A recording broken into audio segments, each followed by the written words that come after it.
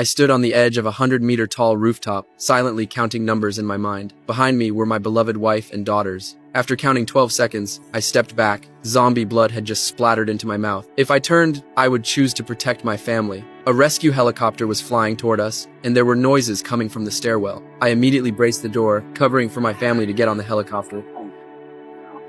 Let's go!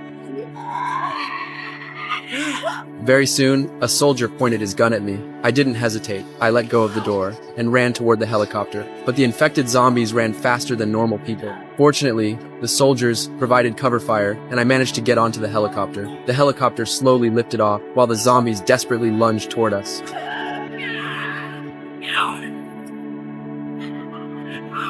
In the end, one of the zombies was kicked off the helicopter, and we flew away from this place. The entire city of Philadelphia had completely fallen. Later, we were sent to an aircraft carrier, and I met my superior. After finding a room for my family, my superior told me that this aircraft carrier was currently the temporary government. The only reason I could bring my family here was because I was a UN investigator, and on the carrier, they had the only virologist. They needed me to go to the source of the outbreak. I immediately understood this was both a request and a threat. For my family to stay on the carrier, I had no choice but to follow the soldiers to South Korea. Very soon, we arrived at the Korean airbase, but the entire ground was pitch black. It was obvious the place had fallen. Once the hatch opened, we carefully explored the surroundings. The virologist, nervous, kept placing his finger on the trigger. At that moment, a zombie suddenly lunged out from the rain. Before the soldiers could react, one of them was bitten. The virologist clearly had a handgun, yet he was so terrified that he ran back and ended up taking himself out. I was simply speechless. Just then, soldiers from the base came to assist, taking out the zombies in front of us. But the only virologist was dead, so I had no choice but to continue the investigation in his place.